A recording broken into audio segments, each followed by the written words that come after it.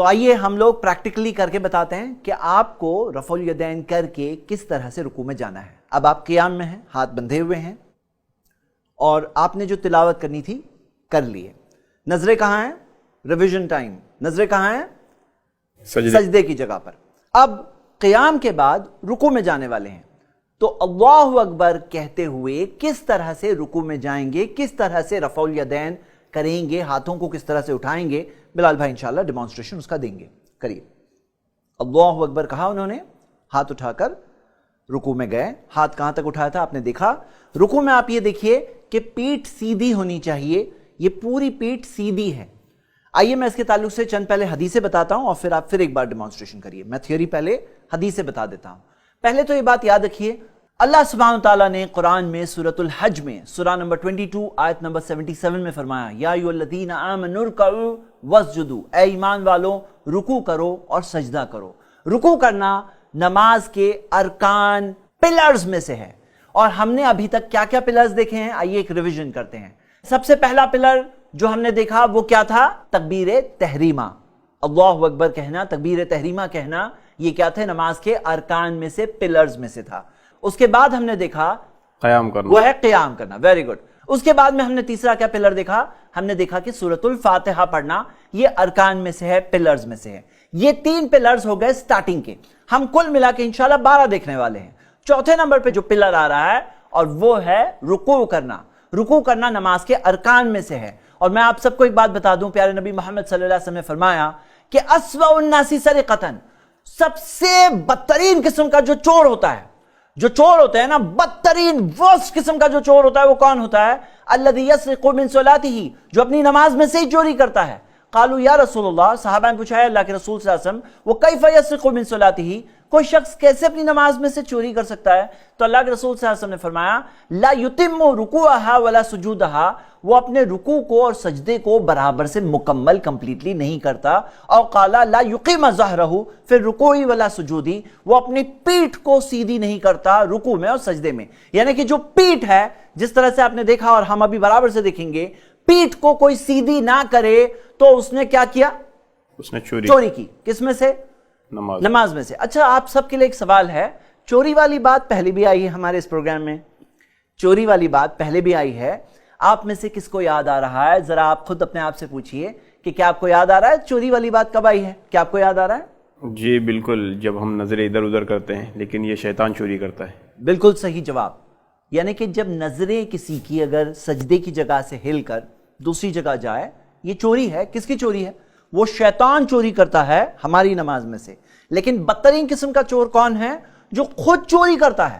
کوئی اپنے گھر میں خود چوری کرے تو آپ کہیں گے ارے تم تو اپنے گھر میں خود چوری کرتے ہو۔ یہاں پہ تو خود اپنی نماز میں سے ایک انسان چوری کر رہا ہے، اپنی نماز میں رکوع اور سجدہ برابر سے نہ کر کے۔ تو بلال بھائی آپ پھر ایک بار پورا ڈیمو سٹارٹنگ سے کریے، جس طرح سے آپ قیام میں تھے اور قیام میں سے رکوع میں آپ جا رہے ہیں۔ آپ قیام میں ہیں، اب رکوع میں جا رہے ہیں۔ اللہ اکبر، اللہ اکبر کہتے ہوئے یہ رکوع میں آئے، اور آپ دیکھ رہے ہیں رکوع کے اندر پوری پیٹھ سیدھی ہے۔ حدیث کے الفاظ آتے ہیں کہ اگر پانی بھی ڈال دیا جاتا تو نبی صلی اللہ علیہ وسلم کی پیٹھ اس طرح سے سیدھی ہوتی کہ پانی وہیں کے وہیں تھما رہتا۔ کیا اسٹریٹجی، کیسے آپ اس طرح سے سیدھی کر سکتے ہیں؟ آپ اس حدیث کو دیکھیے، نبی صلی اللہ علیہ وسلم نے فرمایا اذا رکعت، جب تم رکوع کرو، وامدد ظہرک، تو اپنی پیٹھ کو آگے کی طرف سٹریچ کرو، مطلب پھیلاؤ۔ تو پھیلانے میں کیا ہوتا ہے؟ سیدھی ہو جاتی ہے۔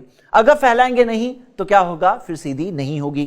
نبی صلی اللہ علیہ وسلم نے فرمایا لا تجزئ صلاۃ الرجل حتی یقیم ظہرہ فی الرکوع والسجود، ایک شخص کی نماز اسے فائدہ نہیں پہنچائے گی یہاں تک کہ اس کی پیٹھ سیدھی نہ ہو رکوع میں اور سجدے میں۔ تو ہمیں یہاں پر غلط طریقہ بھی آپ کو کر کے بتانا ہوگا تاکہ آپ کو سمجھ میں آ جائے کہ غلط طریقہ ہے۔ تو بلال بھائی میں چاہتا ہوں کہ تھوڑا کچھ غلط طریقہ رکوع میں، جو لوگ برابر بینڈ نہیں ہوتے ہیں، سستی سے کرتے ہیں۔ دیکھیے بعض لوگ جو ہے اتنا ہی بینڈ ہوتے ہیں، یہ دیکھیے کچھ لوگ تو اتنا بھی نہیں بینڈ ہوتے ہیں، لیکن بعض لوگ رکوع میں اتنا۔ اب آپ دیکھیے اینگل یہاں پہ دیکھیے کہ کس طرح سے پوری بیک سلانٹنگ ہے۔ اگر یہاں پہ پانی ڈال دیا جائے تو پانی کہاں؟ پیچھے آنے والا ہے۔ ہاں، اور بعض عورتوں کے تعلق سے ہیں کہ بعض عورتیں تو اتنا بھی نہیں، تھوڑا سٹائلش طریقے سے بس اتنا بینڈ ہوتی ہیں۔ دیکھیے اگر آپ کا کوئی میڈیکل پرابلم ہے تو آپ کا معاملہ الگ ہے، اگر آپ کے پاس میڈیکل ایشو ہے, آپ جانتے ہو کچھ بہت ایشو بڑا ہے, ڈاکٹرز نے آپ کو کہا ہے کہ آپ کے لیے نقصان دہ ہے, تو پھر آپ جو کرو گے اللہ تعالیٰ جانتا ہے آپ کی حالت کو, آپ کے لیے ایک اسپیشل سچویشن ہے. لیکن جو لوگ کر سکتے ہیں, اور یہ ایک سستی ہوتی ہے ایک طرح کی, تو یہ چیز کو نبی صلی اللہ علیہ وسلم نے کیا فرمایا, کہا کہ یہ چوری ہے اور ورسٹ قسم کی چوری ہے, تو ہمیں ایسے نہیں کرنا چاہیے. نماز میں رکوع میں برابر سے بینڈ ہونا چاہیے. دوسرا سوال یہاں پہ یہ ہے کہ رکوع میں ہماری نظریں کہاں رہے, ہماری نظریں کہاں رہیں. تو آپ بتائیے کہ میں نے آپ کو جو بتایا تھا حدیث, اس میں کیا آیا تھا, کہاں رہے؟ نظریں سجدے پر رہے, نظریں سجدے کی جگہ پر رہے.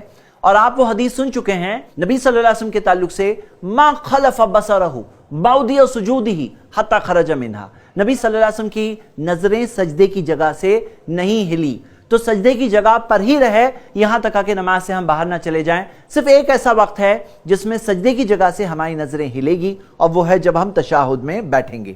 تو یہاں پر نظریں کہاں ہوگی, آپ پھر ایک بار رکوع کر کے بتائیے تاکہ لوگ دیکھ لیں کہ نظریں کہاں رہنی چاہیے, سجدے کی جگہ پر رہنی چاہیے. بعض لوگ پاؤں کی انگلیوں کو دیکھتے ہیں, کوئی دلیل نہیں ہے. بعض لوگ بیچ میں ہوا میں یہاں کہیں دیکھتے ہیں, کوئی دلیل نہیں ہے. جہاں پہ آپ سجدہ کرنے والے ہیں وہاں پر سجدے کی جگہ پر آپ کی نظریں ہونی چاہیے. ایک اور چیز جو دیکھا جاتا ہے کہ ہاتھ کس طرح سے ہونے چاہیے. حدیث کے الفاظ کیا ہے, ان رسول اللہ صلی اللہ علیہ وسلم رکع, نبی صلی اللہ علیہ وسلم نے رکوع کیا, فوضع یدیہ علی رکبتیہ, نبی صلی اللہ علیہ وسلم نے اپنے دونوں ہاتھوں کو گھٹنوں پر رکھا, کانہ قابض علیہما, جیسے کہ اپنے گھٹنوں کو پکڑے ہوئے ہیں, جیسے کہ یعنی جیسے کہ گھٹنوں کو پکڑے ہوئے ہیں. اور پھر آتا ہے ووتر یدیہ فناہہما عن جنبیہ, اپنے ہاتھوں کو سیدھا کیا. وتر کسے کہتے ہیں, جیسے تیر کا جو کمان ہوتا ہے نا, کمان, وہ کمان کے اندر جو لائن ہوتی ہے جو سیدھی ہوتی ہے اسے کہتے ہیں وتر یدیہ, سیدھا کیا اپنے ہاتھوں کو, یعنی ہاتھ ہونے چاہیے سیدھے. فناہہما عن جنبیہ, انہیں اپنے بازو سے سائڈ سے دور کیا. یعنی آپ دیکھ رہے ہیں یہ ہاتھ جو ہے نا باڈی کو ایسے ٹچ نہیں ہو رہے, جیسے بعض لوگ ایسے ٹچ کر رہے ہیں یا پھر سپورٹ کر رہے ہیں اپنے باڈی کو. دیکھیں میں غلط چیز بھی کروا رہا ہوں تاکہ آپ کو پتا چلے, لیکن ایسے کرتے ہیں, یہ رانگ ہے. وَتَّرَ يَدَيْهِ فَنَاهَهُمَا عَنْ جَنْبَيْهِ. جزاک اللہ خیر بلال بھائی. اب اس میں بعض لوگوں کا یہ معاملہ ہوتا ہے کہ ان کی باڈی کی فلیکسیبلٹی ایسی ہوتی ہے کہ وہ یہ تینوں چیزیں برابر کریں. میں پھر ایک بار بتاتا ہوں, ذرا آپ رکوع کریے, کہ جیسے جہاں ان کی پیٹھ بھی سیدھی ہو, ان کے ہاتھ بھی سیدھے ہو, اور یہ ہاتھ بازوؤں سے الگ ہو, تو یہ جب سچویشن ہو تو تب کیا کرنا چاہیے. تو میں آپ کو بتا دوں جو پیٹھ سیدھی کے متعلق جو حدیثیں ہیں نا بہت سخت ہے, جزاک اللہ خیر, بہت سٹرکٹ ہے. یہاں تک کہ الفاظ ہے کہ سب سے برا چور, ہاں, یہاں تک کہ الفاظ لا تجزئ صلاۃ الرجل, ایک شخص کی نماز اسے کام نہیں آئے گی. تو پیٹھ تو سیدھی ہونی ہی ہونی چاہیے. پھر اس کے بعد آپ کوشش کریے کہ آپ کے پورے ہاتھ بھی وَتَّرَ یَدَیْهِ جو الفاظ ہے نا پوری طرح سے سیدھے ہوں, یہ کوشش کریے, ہاں, اور اچیو کرنے کی پوری کوشش کریے. لیکن اگر کہیں کوئی دونوں میں سے کوئی ایک چیز کسی سے نہیں ہو پا رہی تو پھر کیا ہوگا, تو پیٹھ تو سیدھی ہی رکھیے, پیٹھ میں کمپرومائز مت ہونے دیجیے گا. یہ ایک مشورہ ہے میری طرف سے.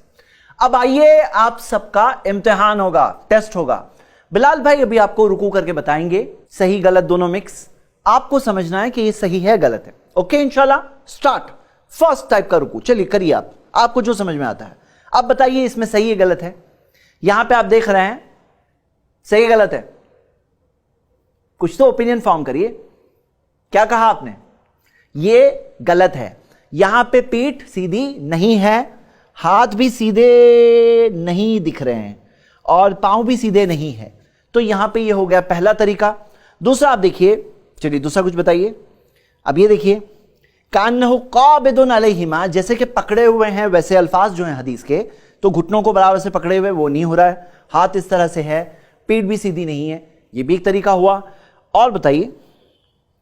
خاص کر کے عورتیں کرتی ہیں. جی, تو خاص کر کے عورتیں, اب یہ تو گھٹنوں تک ہاتھ جا ہی نہیں رہا ان کا, یہاں تو ہاتھ اوپر ہی ہو گیا ہے, تو یہ بھی اس طرح سے نہیں ہونا چاہیے. اور بتائیے.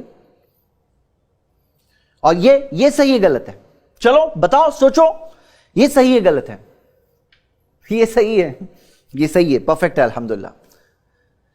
جزاک اللہ خیر بلال بھائی کہ آپ نے صحیح غلط سب طریقے سے کر کے رکوع بتایا تاکہ لوگوں کو صحیح چیز سمجھ میں آ جائے. جزاک اللہ خیر, الحمدللہ. تو اب ہم دیکھیں گے کہ رکوع کے اندر کیا کیا دعائیں ہمیں پڑھنی ہے.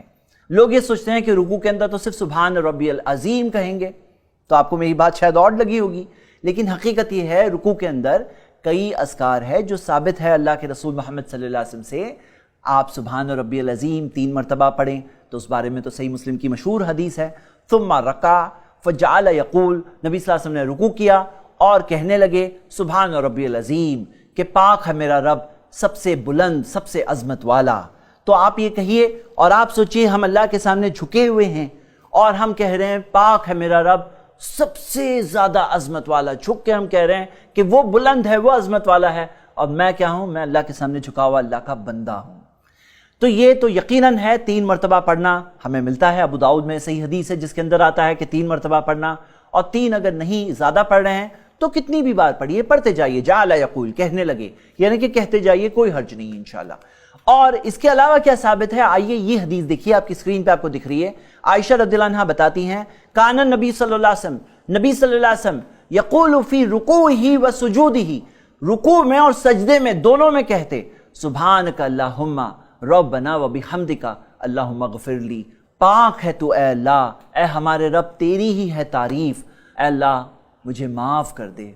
ये क्या है, ये एक बहुत प्यारी सी दुआ है। और नबी सल्लल्लाहु अलैहि वसल्लम कब कहते, रुकू में और सजदे में। सजदे के टाइम पे मैं सिर्फ हदीस जिक्र करूंगा, आपको रिकॉल करना है, लेकिन अभी मैं एक्सप्लेन कर रहा हूं। आयशा रज़ियल्लाहु अन्हा ने फरमाया कि नबी सल्लल्लाहु अलैहि वसल्लम यतअव्वलुल कुरान, कुरान पर अमल करते। कुरान में आता है फसब्बिह बिहम्दि रब्बिका वस्तगफिर, तो पाकी बयान करो और अल्लाह की तारीफ और अल्लाह से माफी मांगो। नबी सल्लल्लाहु अलैहि वसल्लम कहते सुब्हानक अल्लाहुम्मा रब्बना व बिहम्दिका अल्लाहुम्मा गफिरली, तो अल्लाह के उस हुक्म पर नबी सल्लल्लाहु अलैहि वसल्लम रुकू और सजदे में अमल करते। आप सब को ये होमवर्क दिया जा रहा है, ये जो अस्कार मैं बता रहा हूं उसमें कम से कम ये शुरू के 4 जो मैं बता रहा हूं, ये 4 आपको आज ही याद करना है, इंशाल्लाह याद करना है। और कोशिश ये करनी है कि जब रुकू में आप पढ़ते हैं तो अलग अलग पढ़िए। इससे क्या होगा, आपकी नमाज ऑटोमेटिक नहीं बन जाएगी। जैसे होता है ना ऑटोमेटिक नमाज में ध्यान नहीं लगता है, क्योंकि ध्यान अभी फ्री हो गया। अब नमाज जिस्म पढ़ रही है, नमाज में ध्यान कहीं और दूसरे काम कर रहा है, दूसरी चीजें सोच रहा है। लेकिन अगर आप अलग अलग अस्कार करेंगे तो थोड़ी मोनोटनी जो होती है ना, जो एक ही चीज सेम होती है, वो थोड़ा सा ब्रेक होने लगती है। इससे ध्यान ज्यादा लगा रहता है इंशाल्लाह।